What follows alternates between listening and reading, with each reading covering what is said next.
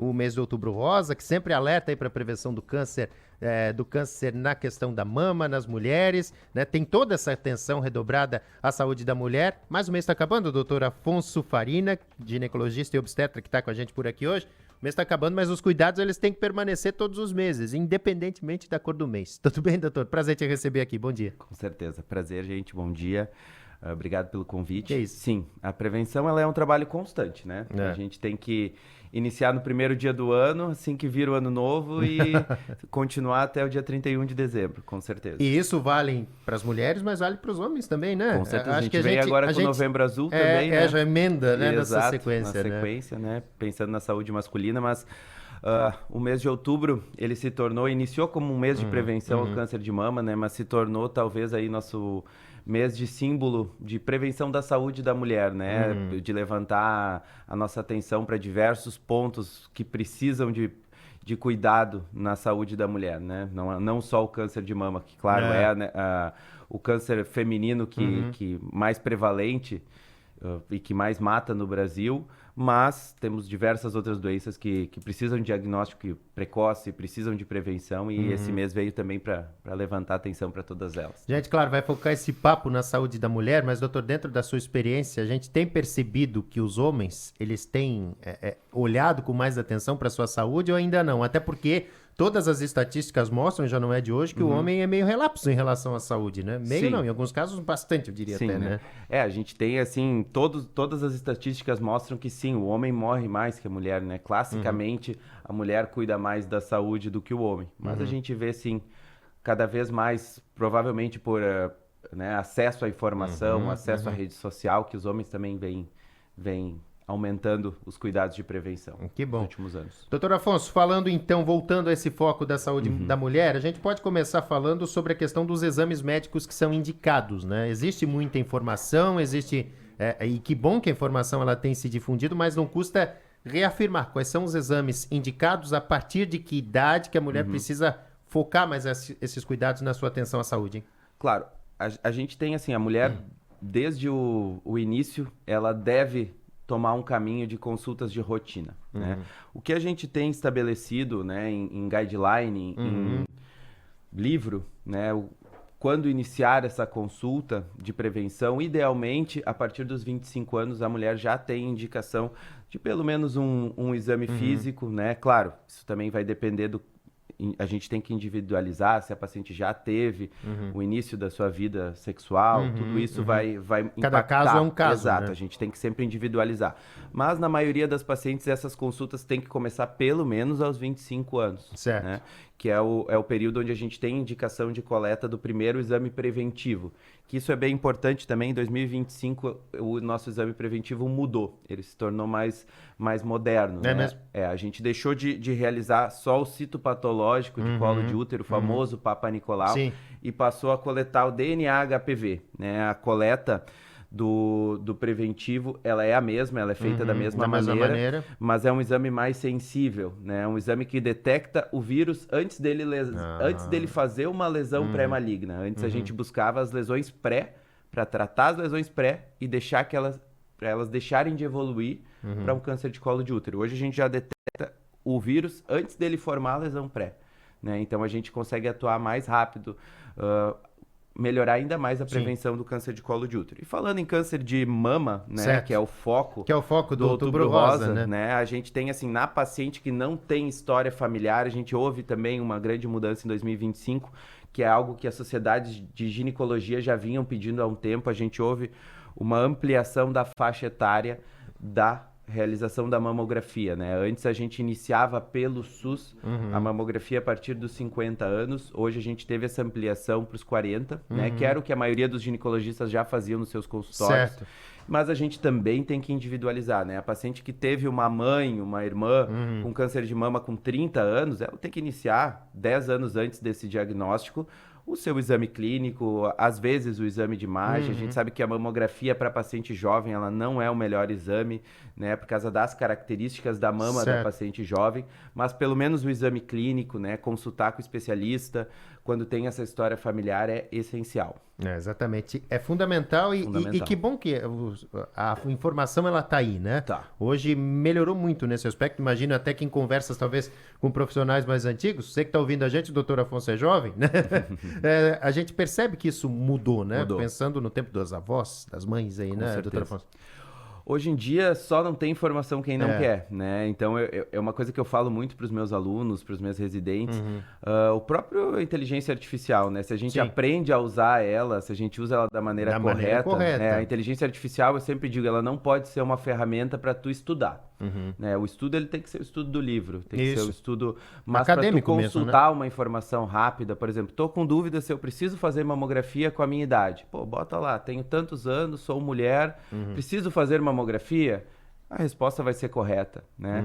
Então, assim, a informação, ela tá aí. É muito fácil de chegar nela. Não é para usar a inteligência artificial como um médico, né? Substituir a consulta aí e o tratamento. Aí também não, né? Mas para esse tipo de informação, que bom que tá aí, né? Para consulta rápida, né?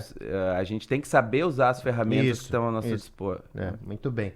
Doutor Afonso, acho que outro ponto importante que a gente pode registrar aqui, a gente tem percebido, e não sei se existe uma estatística cravada sobre isso, mas conversando e falando com as pessoas, as mulheres estão com mais dificuldades para engravidar, né? Muita. Muita, né? Muita. Eu trabalho hoje em dia predominantemente com endometriose, com dificuldade para engravidar, com dor pélvica crônica, né? Então eu trabalho, meu dia a dia é infertilidade, pacientes que me buscam porque não estão conseguindo engravidar. Não só por doenças, mas a gente percebe que a infertilidade tem uma grande relação também com a idade que as mulheres estão deixando para engravidar. Hoje em dia, eu costumo dizer que os 30 são os novos 20, os 40 são os novos 30, né? Hoje em dia é difícil alguém que optou por ter uma carreira, né? Quero fazer minha formação, quero fazer uma pós-graduação, iniciar sua vida profissional antes dos 30 anos, né? Então, assim... muitas mulheres vão deixar para pensar em filho depois que terminar sua formação, depois que já estiverem estabilizadas no seu trabalho, né? Então a gente está vendo um grande fenômeno de mulheres deixando para engravidar depois dos 35, depois dos 40. Isso não é um problema, e na maioria dos casos isso vai dar certo, né? Mas a gente sabe, isso está escrito no livro, que a partir dos 35 anos, né, até a partir dos 30, a gente já tem um declínio da reserva ovariana da mulher. O que é essa reserva ovariana? É basicamente o quanto de óvulos que ela tem guardada, né? Esse número, a mulher já nasce com ele estabelecido. E a partir da primeira menstruação, ele já começa a diminuir, né? O pico de fertilidade da mulher é por volta dos 20, 25 anos, né? Então, após os 35, a gente tem um declínio bem importante da fertilidade. Então, provavelmente a maioria dos casos de dificuldade são principalmente por isso. Mas a gente tem também diversas outras doenças muito prevalentes, como a endometriose, né? Hoje a gente sabe que... Está em alta, inclusive, né, doutor? A gente até comentava fora do ar aqui que não se falava da doença da endometriose, questão de anos atrás, mas como tantas outras doenças, né? Elas ganharam um debate, uma discussão muito maior, né? E por que seria, nesse caso específico? Hein? A endometriose, ela tem um mês específico, né? O mês de março, março amarelo, além de setembro amarelo. Também Vamos colocar também mais o março amarelo, no mapa das cores, Isso. O março amarelo no mundo, principalmente na Europa, é o mês de prevenção da endometriose. Aqui no Brasil, faz uns 2 anos que iniciou esse processo também. Mas a endometriose, eu costumo dizer para as minhas pacientes que é uma doença do corpo e da alma, né? Por quê? Do corpo, porque ela forma um nódulo, ela forma uma doença física, né? Ela pode ser retirada, pode ser tratada, né? E da alma, porque ela gera dor crônica, uma dificuldade de se relacionar, uma dificuldade de trabalhar, uma dificuldade de engravidar, então ela frustra os sonhos de muitas mulheres, né? E por que ela está sendo tão falada? Porque ela não existia antes? Não, ela sempre existiu.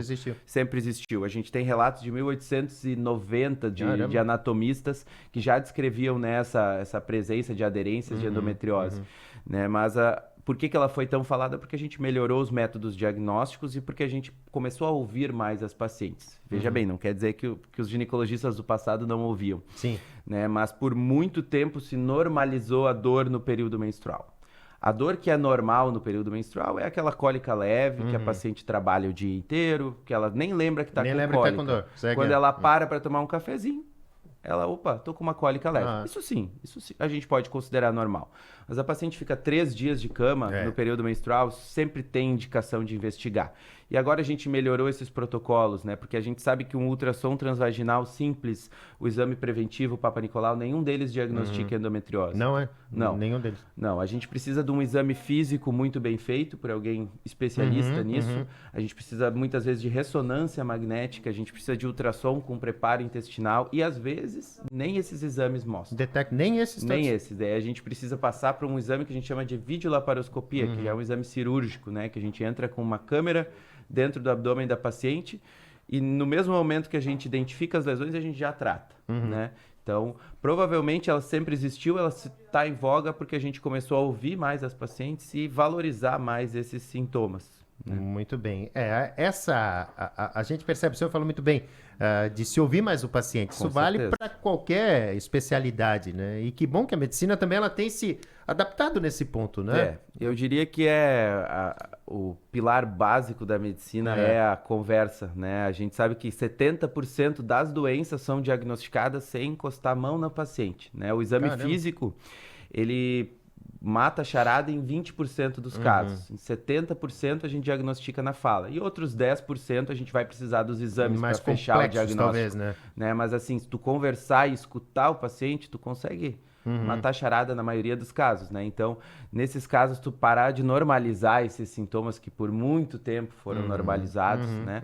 Escutar e ir atrás da doença é o essencial, principalmente na endometriose. Isso ajudou muito no tratamento de muitas doenças, né? Essa escuta, né? Doenças que, evidentemente, são doenças, mas que são...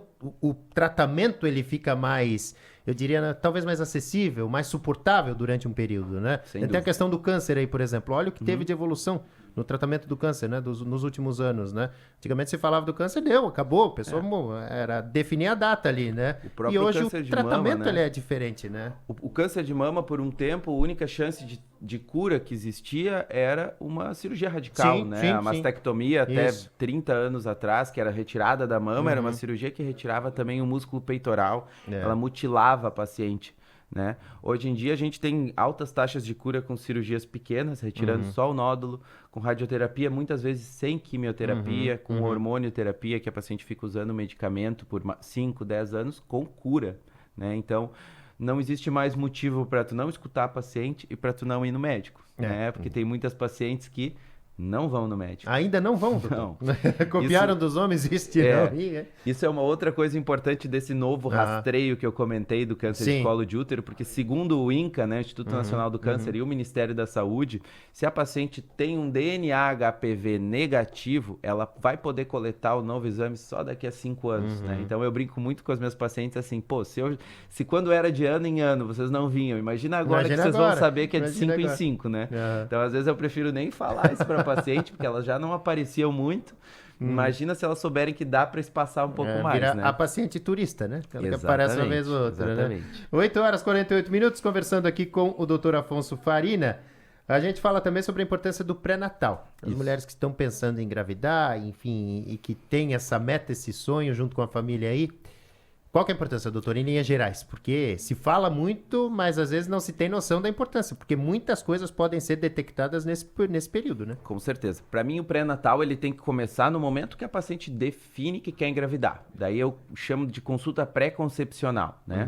A gente já sabe que o ideal é engravidar já tomando alguns suplementos alimentares, como o ácido fólico, né? Que está disponível na rede pública, né? De graça, na farmácia popular, de graça. Então, não tem desculpa para não usar. Então, toda paciente que quer engravidar, ela precisa ter essa consulta pré, e nessa consulta a gente já identifica os riscos do futuro pré-natal. Engravidou, primeira consulta de pré-natal tem que ser imediata, né? A gente já inicia o pré-natal sabendo se ela vai precisar de algum medicamento de cara, né? Na primeira consulta, se a gente vai precisar individualizar, pedir alguns outros exames que não são da rotina do pré-natal de baixo risco, a gente já vai estratificar o risco, ver se ela vai ter que ser encaminhada para algum serviço mais especializado de pré-natal de alto risco, né? E assim, é no pré-natal que a gente orienta a paciente para evitar que lá na maternidade, lá no plantão, os problemas acontecem. Sim. Né? Eu trabalho na linha de frente, trabalho no meu consultório, trabalho com cirurgia, mas eu também trabalho na linha de frente obstétrica, né? Trabalho, sou plantonista E a gente Marieta. no Marieta. No Marieta. A gente vê que a grande maioria dos casos que a gente vê desfecho negativo obstétrico poderiam ser resolvidos se tivessem um acompanhamento pré-natal mais especializado ou mais individualizado, né? A gente sabe também, né, que o sistema público de saúde tem algumas falhas, né? Mas Sim. tudo isso está disponível. E muitas vezes a gente vê que a própria paciente não busca o pré-natal, ela falta as consultas de pré-natal, ela não faz os exames de pré-natal, ela não faz o controle de glicemia, por exemplo, em uma paciente diabética gestacional, que é talvez a comorbidade obstétrica mais prevalente hoje em dia. Realmente tem alguns casos que a diabetes gestacional leve deixou de ser considerada alto risco, de tão prevalente que é, né? Então não faz o controle, não faz dieta, não faz exercício físico, e tudo isso tem que ser controlado por algum especialista. Essas né? ações têm uma consequência, né? Vão ter uma reação lá no E infelizmente final, né? elas vão estourar em quem está lá na linha de frente, que não teve nenhuma relação com esse cuidado, exato. e muitas vezes tem que tentar resolver 9 meses Em segundos. Exato. Né? Então, o pré-natal ele evita o desfecho negativo no final.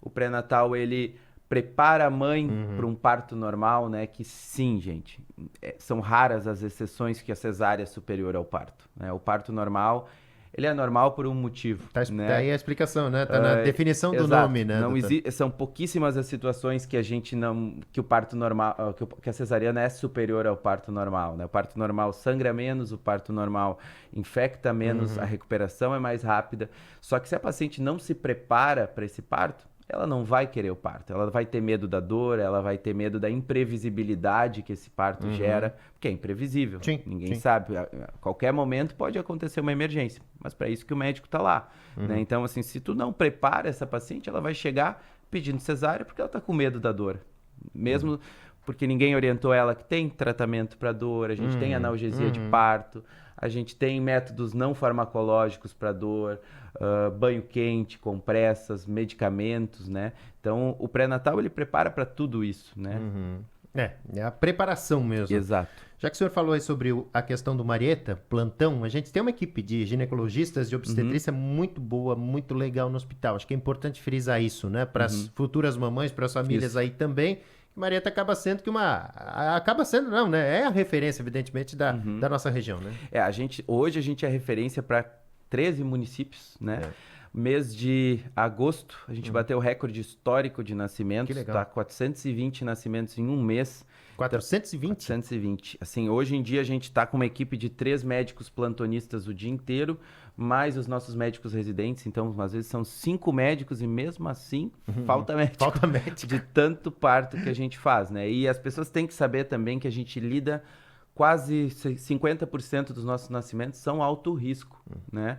Então, assim, a gente lida com casos muito difíceis, muito complexos, né? Então, é uma equipe com certeza extremamente qualificada, né? Todos com uma formação exemplo, né? Só que atualizações constantes, que na medicina é constantes, né? A gente tem também equipe de ginecologia, cirurgia ginecológica. Hoje a gente está, sim, fazendo cirurgia minimamente invasiva pelo SUS, né? A gente faz cirurgia por vídeo pelo SUS. Olha só. E é um serviço que está em crescimento, né? A gente está em franco crescimento junto com o programa de residência médica. Atualmente, ano que vem, a gente vai ter 12 ginecologistas que vão se formar com a gente, né? Então, é um serviço que eu sempre digo, a população tem que valorizar o Marieta. Exatamente. Porque o que se faz ali dentro, só quem está lá dentro sabe, né? Eu venho de um hospital de referência para o sul do Brasil, o Hospital de Clínicas de Porto Alegre, o maior hospital do sul do Brasil, e lá nascem menos pessoas do que no Marieta. No Marieta, para tu ter uma ideia. Caramba. É o maior hospital do sul do Brasil. Sul do Brasil. Né? Referência para casos oncológicos, tudo. E o que se faz no Marieta é a mesma coisa que se faz lá. Então, assim, a gente... Tu nunca vai chegar lá no hospital e vai ver alguém sem trabalhar, porque é muito trabalho, é muito esforço, e só quem tá lá dentro sabe. Né? É que às vezes, doutor, um caso pontual ou outro acaba ganhando uma repercussão, e as redes sociais estão aí, infelizmente, nesse ponto, e a mídia, isso acaba potencializando e é da cultura, eu diria até do brasileiro, né? O dado positivo, as boas notícias, esse trabalho, esse empenho da equipe, fica em segundo, em terceiro e em quarto plano, né? Isso não pode acontecer, né? Agora a gente fala, assim, em estatística. 420 nascimentos no mês. Só alto risco. Como é que a gente não vai ter um desfecho negativo, né? Não tem. A gente trabalha com casos complexos, casos que outros hospitais nos encaminharam porque não iam conseguir resolver. Felizmente, os desfechos negativos, eles acontecem na medicina, em qualquer especialidade. Sim, sim.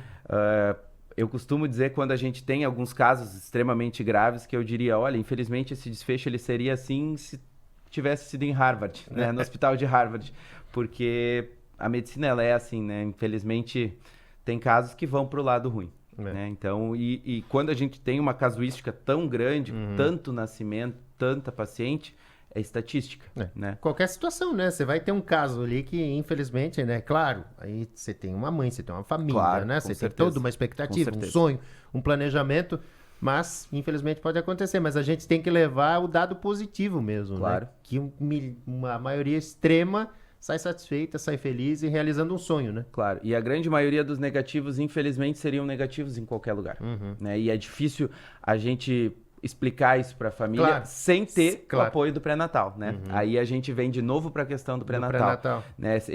As pacientes que já têm um acompanhamento de alto risco, a gente vê que elas entendem um pouquinho mais, as pacientes que fizeram um bom pré-natal, os desfechos negativos, porque elas sabem dos riscos, né? Exato. Que pode acontecer, desde né? o início sendo orientadas sobre isso, né? Doutor Afonso, por que o senhor escolheu a medicina, hein? E essa especialidade tão nobre? Eu escolhi a medicina porque desde pequeno eu sempre gostei, desde que eu me conheço por gente, assim, com 7 anos, eu queria ser biólogo, né? Queria trabalhar com cobras, animais peçonhentos, né? Mas eu já amava o corpo humano também, né? Daí eu ganhei um atlas de corpo humano da minha mãe, quando eu tinha 7 anos. Minha mãe é pedagoga, professora universitária, inclusive acho que ela tá me vendo aí, mandando um beijinho. Mandar um beijo pra mãe aí, a dona? Dona Silvia. Dona Silvia. Parabéns aí, dona Silvia, pelo filho. E me deu um atlas de corpo humano e eu amei também. Daí foi evoluindo a vida e eu sabia que ia para alguma área da saúde, né? Então, quando eu estava no ensino médio, eu fiz uma visita a uma faculdade de medicina, conheci um anatômico pela primeira vez e me apaixonei. E dentro da medicina, quando eu fiz meu primeiro... Eu sempre quis fazer psiquiatria, né? Sempre. Quando eu fiz meu primeiro parto no 10º semestre, o olhinho brilhou, eu pensei, eu acho que eu vou trabalhar com um momento mais feliz das pessoas do que trabalhar com... Muitas vezes, algumas especialidades lidam mais com tristeza do que com alegria, né? Graças a Deus, na ginecologia e na obstetrícia, a tristeza é a exceção, né? Então, assim, é muito bom trabalhar com o momento feliz das pessoas, né? Por mais que dentro da ginecologia eu tenha escolhido trabalhar com endometriose, que é uma área mais complicada, né? Cirurgia pélvica complexa. A maioria dos meus casos são de extrema dificuldade, mas a gente vê que mesmo assim as pacientes saem felizes, né? Então, essa foi a minha escolha. Que legal. Doutor Afonso, prazer te conhecer, voltará outras vezes aqui para bater um papo com a gente, porque a saúde, a medicina, ela sempre rende assunto, né? E levar informação para as pessoas é fundamental. Tá nas redes sociais, tem algum lugar para o pessoal te encontrar, acompanhar teu trabalho aí também? Meu Instagram é Afonso com 2 Fs, H Farina, né? O meu Instagram eu posso... Nosso dia a dia do Marieta tá sempre lá, né? E eu trabalho principalmente com cirurgia, então eu posto bastante informação de cirurgia, né? Cirurgias complexas que a gente realiza. Ontem, por exemplo, a gente realizou uma cirurgia que foram retirados 18 miomas de uma paciente por vídeo e preservação do útero, né? E uma paciente que já tinha escutado diversas vezes que ela precisava tirar o útero dela, a gente conseguiu preservar ali no Marieta, né? Então, se alguém tiver interesse em ver essas coisas diferentes, as coisas interessantes que a gente faz ali, nosso trabalho, vai ser um prazer receber vocês. E eu que agradeço o convite.